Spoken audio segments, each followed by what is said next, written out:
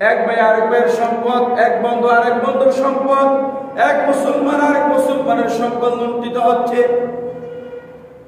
যদি আমরা মুসলমান দাবি করি, ইমানদার দাবি করি, মুমিন দাবি করি, প্রতিটি কোনায় কোনায় গিয়ে দেখেন প্রভাবশালী ব্যক্তিরা গরিবদের সম্পদ লুণ্ঠন করতেছে। ভাই ভাইয়ের সম্পদ, ভাই বোনের সম্পদ এভাবে লুণ্ঠিত হচ্ছে আমাদের দেশে, ঠিক কিনা বলেন? ঠিক। এই দখলবাজির কারণে যারা এই দখলবাজি করে, টেন্ডারবাজি করে, সাদাবাজি করে এতিমের সম্পদ লুণ্ঠন করেছেন, খেয়েছেন ভালো আরামের জন্য। আল্লাহ তাআলা কোরআন বিধির ভিতরে বলেছেন, ইন্নামা ইয়াকুলুনা ফি বুতুনিহিম নারা ওয়া সায়াসলাউনা সাঈরা। আল্লাহ তাআলা কোরআন বিধির ভিতরে বলেছেন, তোমরা ভালো কামনি, ভালো জায়গায় থাকুনি, ভালো কিছু করনি, যদি তোমাদের সময় ভালো কাজ আর মাত্র আল্লাহর কসম করে বলে আল্লাহ তাআলা বলেছেন, তোমরা পেটের ভিতরে আগুনের স্ফুলিঙ্গ পেটের ভিতরে দিয়েছ। সকল বলে নাউযুবিল্লাহ। ইন্নামা ইয়াকুলুনা ফি বুতুনিহিম নারা। আজ যারা অন্যায় করে, বিচার করে, পরের সম্পদ লুণ্ঠন করে, এতিমের সম্পদ লুণ্ঠন করে, যারা এইভাবে খায়, গ্রাস করে, আল্লাহ তাআলা বলেন ওই সমস্ত মানুষ যদি দুনিয়ার মধ্যে সামান্য শান্তি থাকে, আসলে দেখবেন বিলাস বহুকারী ঘোরাঘুরি করে, ল্যান্ডগুলা ফাইদাও বিএমডাব্লিউ আসলে দামি দামি গাড়ি নিয়ে করতেছেন, কিন্তু তাদের পিছনে ইতিহাস দেখবে দেখবেন ওই লোকগুলি সম্পদ নিয়ে এগুলি করেছে। শুধু তাই নয়, যারা মদ জুয়ার আসর বসিয়ে মদ খায়, জুয়া খায়, আসেনে নাই? মদ খায়, জুয়া খেলে, আবার কেউ তো বলে আমি তো মদ খাই না, জুয়া খেলি না, কিন্তু মদ খাওয়ার জন্য ব্যবস্থা করে দিয়ে আসেনে নাই? আবার কেউ আছে আমি জুয়া খেলি না, জুয়া খেলার আসর বসিয়ে। আমাদের এলাকায় বর্তমান জুয়া খেলার আসর আছে। সত্য কথা বললে তিক্ত হয়, ভালো লাগবে না।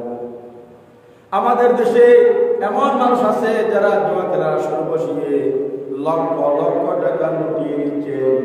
আমাদের এক ব্যক্তি বলতেছেন, হুজুর এইভাবে যদি জুয়া খেলার আসর চলে, মনে হয় রমজানের মধ্যে ইফতার করার কোনো টাকা থাকবে না। নাউযুবিল্লাহ বলেন। সম্মানিত হাজিরিন, যারা এইভাবে করে ওই সমস্ত মানুষগুলি সময়ভাবে আরাম আয়েশে থাকতে মনে করছে, কিন্তু আল্লাহ তাআলা বলেছেন না না, তাদের স্থান হবে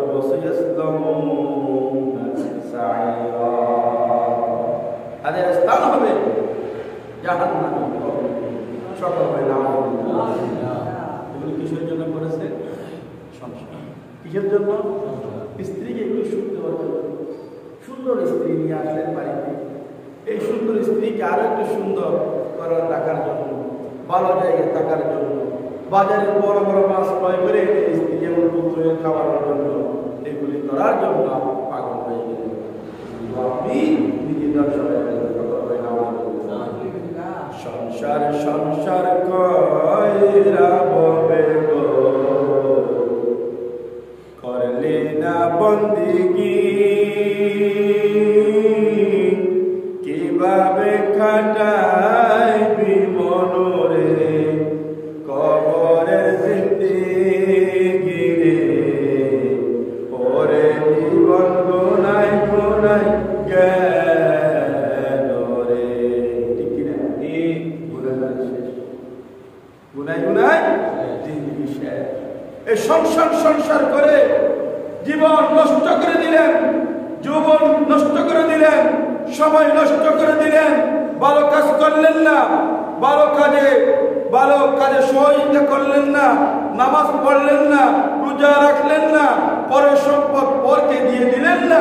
এই সংসারের সুখের জন্য এই কবরের জিন্দেগি কিভাবে কাটাই সম্ভব? সম্পদের মায়ায় পড়ে গো, ডাকলিনি মওলা রে, কি জানি কি উপায় হবে গো,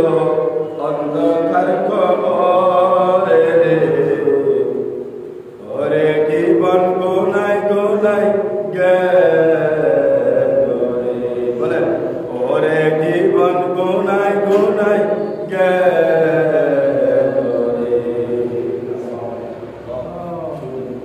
এই জাহান্নামের আগুন থেকে যদি বাঁচতে চান তাহলে এই কাজগুলো করে। রাসূল বলেছেন ইয়া জিবরাইল হাউলাই এরা কারা? এরা হচ্ছে সমস্ত মানুষ যারা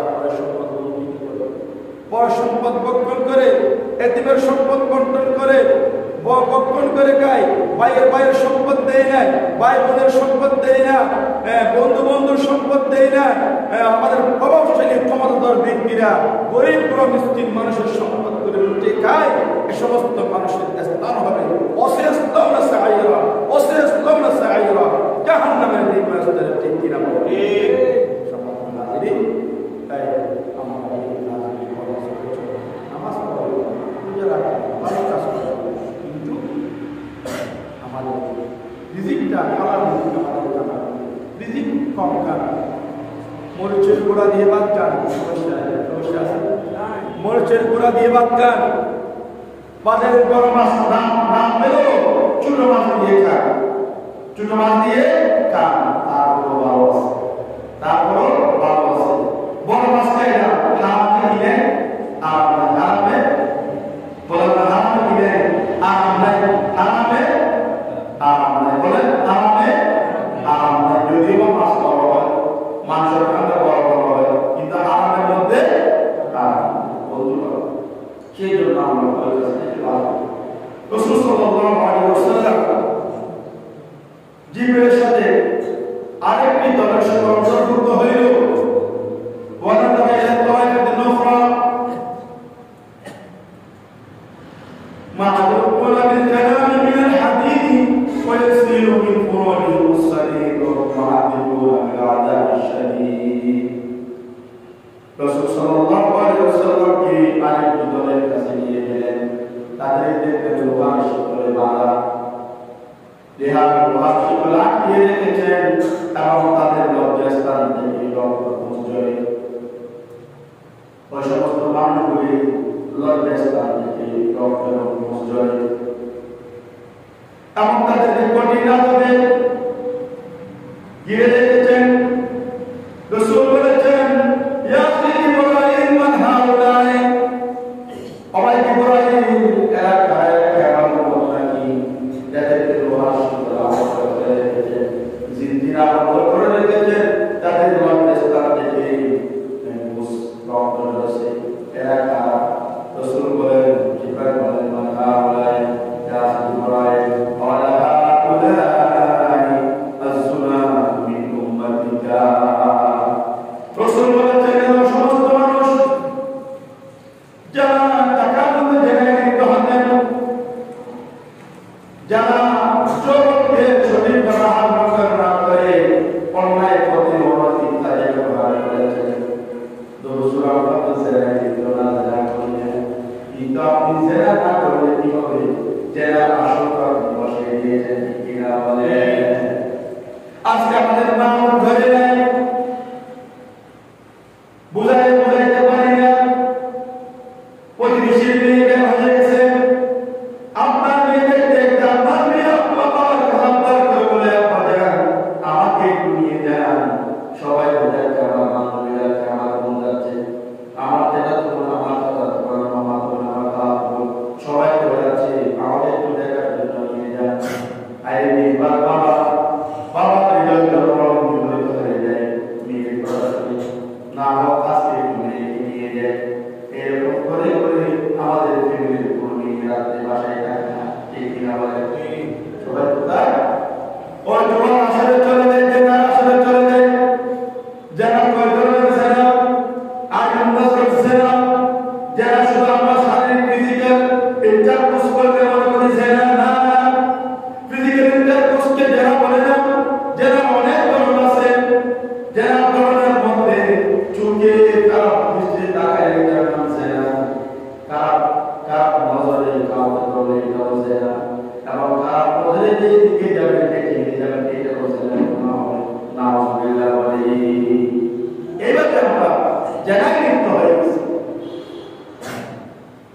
আগে বলছি আমি মদ খাই না, ঘুষ খাই না, সুদ খাই না, ব্যভিচারে লিপ্ত হই না, আমি ইয়াবা ব্যবসা করি না, কিন্তু করার জন্য সুযোগ করে দিই, আছে না রে? বলে আমি ইয়াবা ব্যবসা করি না, ওই আবার দিতে কোনো সাবল আছে, কোনো প্রমাণ আছে, আমি অন্যায়ভাবে অবৈধ মদ গাঁজার ব্যবসা করি না, কিন্তু করার জন্য সুযোগ করিয়ে তাই আপনার সামনে। সেই জন্য যারা জেরা করার ব্যবস্থা করে দেয় অসমস্ত মানুষগুলি জাহান্নামে আগুনের মধ্যে হাত শিকল আবদ্ধ থাকবে তাদের এবং সামনে এবং তাদের লজ্জাস্থান থেকে পোষ রক্ত জগতে সকলে নাম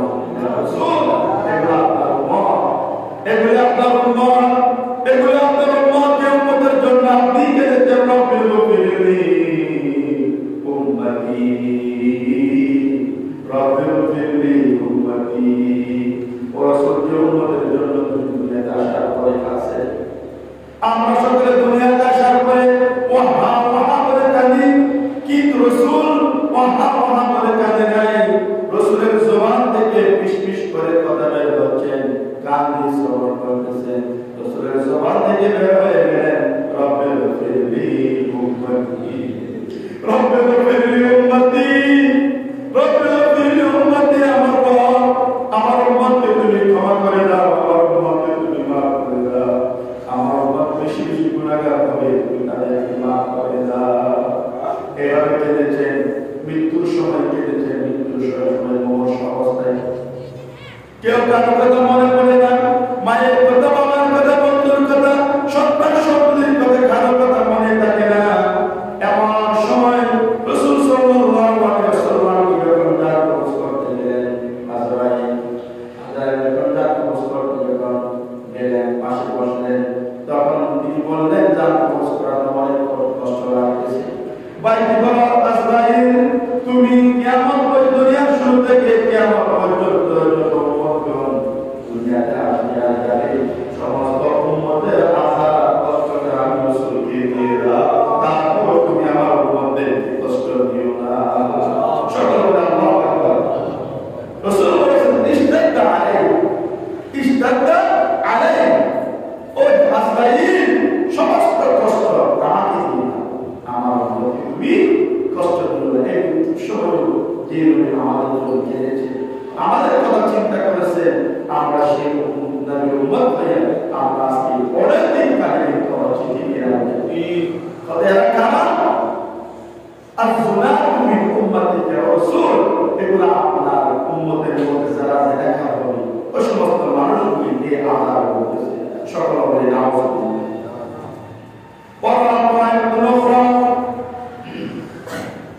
ইয়ানহাসুমুল আকারিব ওয়াল হায়াত قال يا أخي إبراهيم من هؤلاء এরপর আরেকটি পুত্রের দিকে তাকালেন, জিবরাইল দেখতেছেন তাদের বিষধর সাপ তাদেরকে কামড়াচ্ছে, দর্শন করতেছে। তখন এগুলো দেখার পরে জিবরাইল জিজ্ঞেস করলেন, ইয়া ইব্রাহিম মান হাউলাই, ভাই ইব্রাহিম এলাকা যাদেরকে বিষধর সাপ সাবধান দর্শন করতেছে, কাটতেছে এলাকা। তখন জিবরাইল সাল্লাল্লাহু বললেন, হাউলাই, এরা সমস্ত মানুষ, সমস্ত উম্মত যারা যারা নেশাগ্রস্ত অবস্থায় থাকতেন, নেশা খেতেন, পানি খেতেন, মুসকি খেতেন, প্রাণ খেতেন, দেশি খেতেন, বিদেশি খেতেন। বন্ধু তুমি কি খেয়েছ? আজকে দেশি আর বিদেশি খাইছি, আছে না? আছে না? আমরা তো দেশি খাই না, আমরা খাই বিদেশি। এরকম যারা মদখোর, যারা মদ খায়, বান খায়, সরস খায়, মুসকি খায়, ব্রান্ডি খায়, আফিম খায়, যারা নেশাগ্রস্ত অবস্থায় মদ, এরা জাহান্নামী। কিনা বলেন, যারা নেশা খায়, নেশা পান করে, নেশা বেচা বিক্রি করার জন্য ব্যবস্থা করে দেয়, সমস্ত মানুষগুলি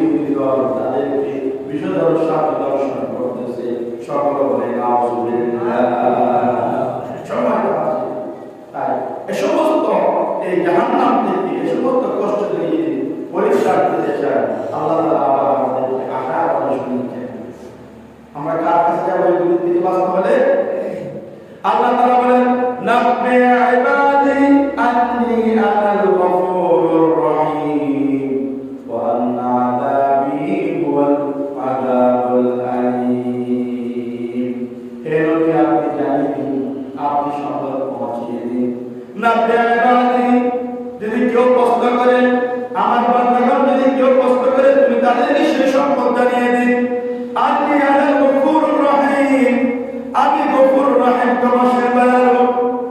যারা আমার কাছে গুনাহের কাজ করার পর অন্যায় করার পর যারা আমার দরবারে এসে আমার কাছে হাজিরা দিবে, আমার কাছে গুনাহ মাফ চাইবে, আল্লাহ তাআলা বলেন আমি তাদেরকে গুনাহগুলি মাফ করে দেব। সকল বলে আলহামদুলিল্লাহ। আন্নী আনাল গফুরুর রহিম। বন্ধুরা, সেই জন্য বিগত জীবনে যত ভুল করেছেন এই ভুলের কথাগুলি অনুশোচনা করে মনে রেখে আল্লাহর দরবারে দুই রাকাত চার রাকাত সালাত আদায় করে তাসবিহ তাহলিল করে যদি আল্লাহর দরবারে চান মাফ করে দেবেন। কে মাফ করে দেবেন? আল্লাহ। পৃথিবী না জানো আমি তো জানি আমি কি পাপ করেছি, আমার পাপে করলে বিচার, বাঁচার উপায় নাই ভাই, দয়াময় প্রভু মাফ করো আমায়, মাফ করো আমায়।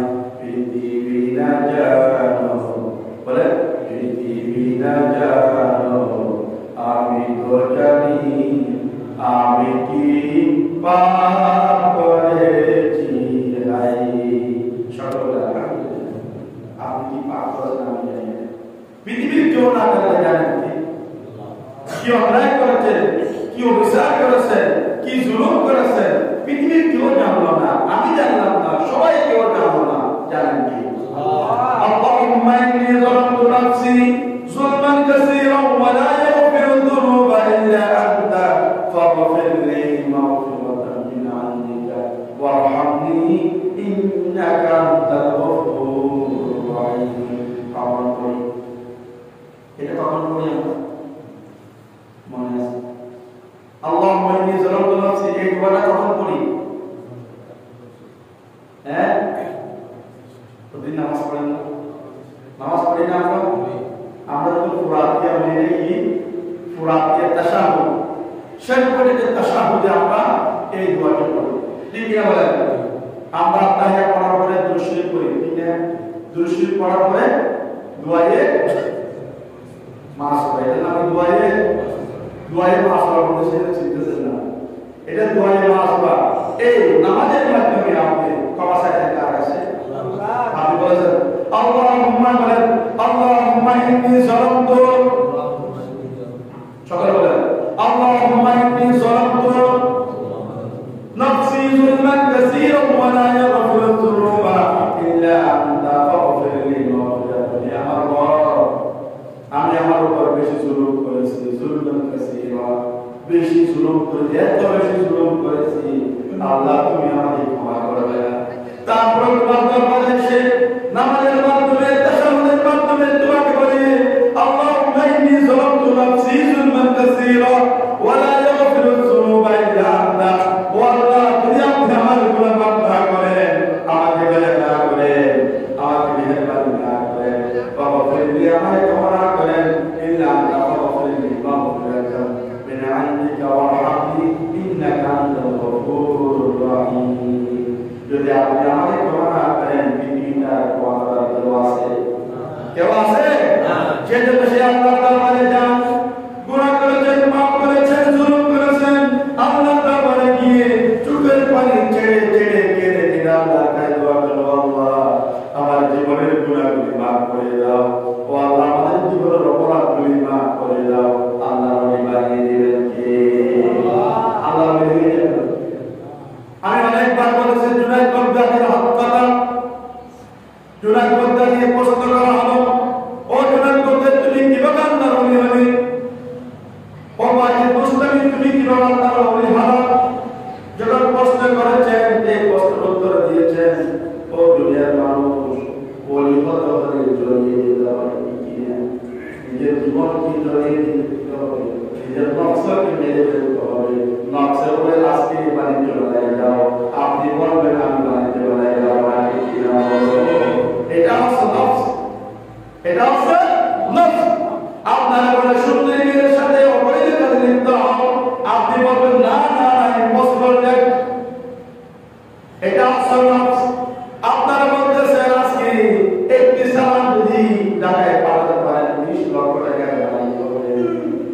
আপনার মনে চাইছে নজর চাইছে এটা, কিন্তু আপনি বলবেন এটা আরাম, এই কাজ আমি করবো না, এটার নাম হচ্ছে লস। আপনার মনে চাইছে বাইরের সম্পদগুলি রেখে দিলে ভালো হবে, আমার সন্তান সন্ততিগুলি ভালো করে চলবে, আপনি বলবেন না না না, আপনি বলবেন আপনার কলবে বলবেন আমি না না পারবো না, আমি জাহান্নামে যেতে পারবো না। একদিন সিজদায় গেলে আমার ভাই আমার কাছ থেকে পেয়ে যাবে, আজকে গিয়ে আমি দেখে বেঁধে আমার ভাইয়ের সম্পদগুলি ছেড়ে দেব। আপনি দুনিয়ার সম্পদগুলি ছেড়ে দেন, দুনিয়ার জায়গাগুলি ছেড়ে দেন, জান্নাতের মধ্যে জীবনে জান্নাতের বরাদ্দ হয়ে যাবে। আল্লাহু আকবার বলেন। আপনি ছেড়ে দিলেন, আল্লাহ কিন্তু আপনার ছাড় দেন আপনার জন্য বেহেশতের মধ্যে এই যে দুনিয়ার মতো আশারও আখিরাত মত দুনিয়া, এই দুনিয়ার চেয়ে বড় বড় 10 দুনিয়া মত সমান বেহেশত আপনার জন্য বরাদ্দ করে রেখেছেন। আলহামদুলিল্লাহ। আজিজ, তাই আল্লাহ সুবহানাহু ওয়া তাআলা আমাদেরকে বুঝার জন্য তৌফিক নসিব করুন। আমিন। আজকে হচ্ছে মাস হচ্ছে শাবান মাস। শাবান অত্যন্ত মহান্বিত, গর্বিত, তওবা তাহলিল তাসবিহ তাহলিলের মাস হচ্ছে শাবান মাস। এই শাবান মাসে যারা ইবাদত করবে তাদের জন্য, যারা রোজা রাখবেন তাদের জন্য কি রয়েছে? অনেক ধরনের পুরস্কার রয়েছে।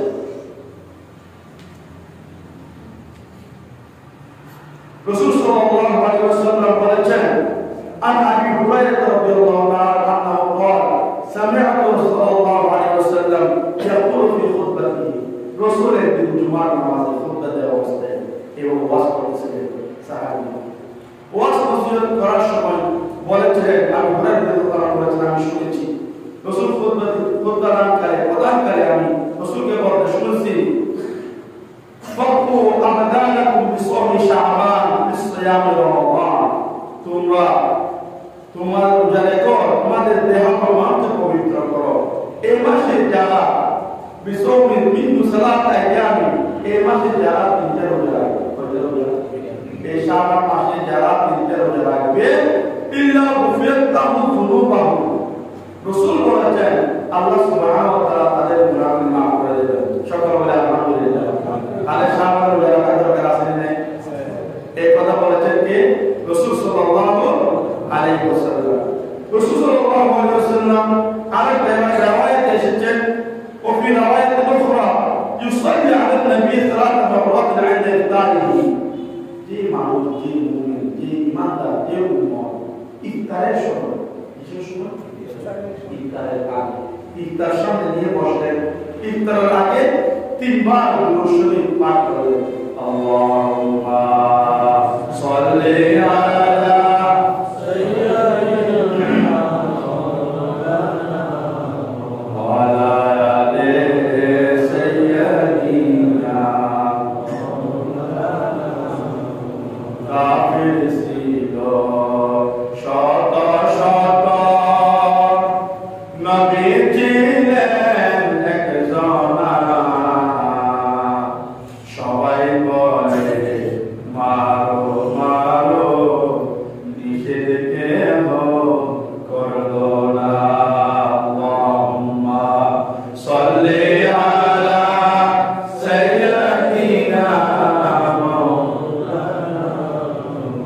ওয়া আলা আলি সাইয়্যিদিনা।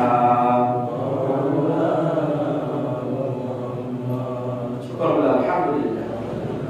যারা ইফতারের আগে 3 বার দুরূদ শরীফ পাঠ করে তাদের জন্য কি মর্যাদা রয়েছে?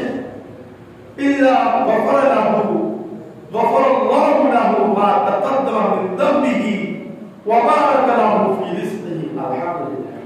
আল্লাহ সুবহানাহু ওয়া তাআলা ওই মানুষগুলির তাকাদ্দামা মিন যামবিহি, যাবতীয় গুনাহ আগে এবং পূর্বের সমস্ত গুনাহগুলি মাফ করে দেবেন কে? আল্লাহ।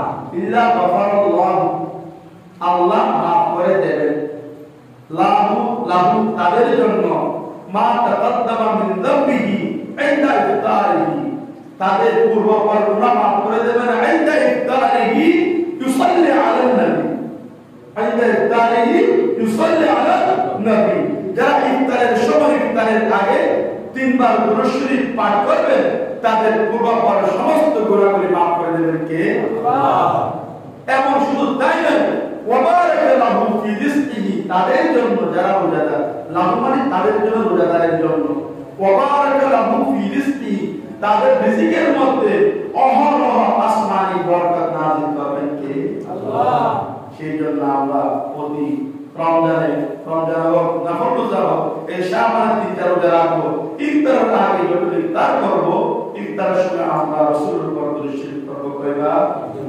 কয়বার দুরূদ শরীফ পড়লে মনে ভালো লাগে খারাপ লাগে বেশি না কম বেশি আল্লাহ কারণ দুরূদ শরীফ পড়লেন যে নবী আপনার জন্য সোমবার বৃহস্পতিবার আপনার আমলনামা দেখে খাবে আল্লাহু আকবার বলেন আপনার আমলনামা দেখে কাটবেন বলেন রাজা বলেন আব্দুল্লাহ রাজা বলেন আব্দুল কাইয়ুম ইয়া আব্দুল কাইয়ুম আমলনামা দেখে ইয়া রাসূলুল্লাহ ফেরেশতা রাসূলের সামনে যখন পরিবেশন করেন দেখে আব্দুল্লাহ কোনো সওয়াব নাই আব্দুল কাইয়ুমের কোনো সওয়াব নাই আব্দুল মাজিদের কোনো সওয়াব নাই সওয়াবের চেয়ে গুনাহ খাতা বেশি তখন রাসূল আপনার কথা চিন্তা করে ওই লোক জবাকে দিয়েছে সালাত আদায় করে আল্লাহর দরবারে হাত দিয়ে দিন বলে আল্লাহ আব্দুল্লাহ আব্দুল কাইয়ুম আমার উম্মত আব্দুল্লাহ আমার উম্মত আব্দুল মাজিদ আমার উম্মত ও আল্লাহ আমার উম্মতের গুনাহ মাফ করে দাও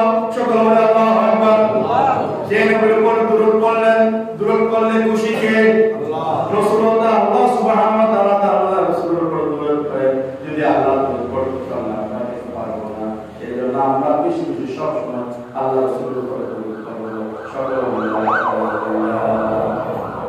সেভাবে قل يا صلى الله عليه وسلم عن مسلمة بن زيد بن زيد قلت يا صلى الله عليه وسلم لما أراك تصوم من شهر أكثر ما تصوم من شعبان সাহাবী বললেন ইয়া রাসূলুল্লাহ ইয়া হাবিবাল্লাহ আমি আপনাকে বেশি দেখেছি শাবান মাসে যখন আসতেন আপনি বেশি বেশি রোজা রাখতেন সমস্যা কি অন্য মাসে থাকেন না শাবান মাসে কেন বেশি থাকেন قال هو شهر مبارك ترفع فيه الأعمال রাসূল বলেন ও সাহাবী আমি কেন রোজা রাখি জানো শাবান মাস হচ্ছে মুবারক মাস বরকতের মাস তওবা তাহলিলের মাস এই মাসের মানুষের আমল করে ইলা রাব্বিল আলামিন বিশ্ব জগতের প্রতিপালকের কাছে মানুষের আমলনামাগুলি উপস্থাপন করা হয় পেশ করা হয় সেজন্য আমি রাসূল সব সময় শাবান মাসে বেশি বেশি রোজা রাখি সকল বলে আলহামদুলিল্লাহ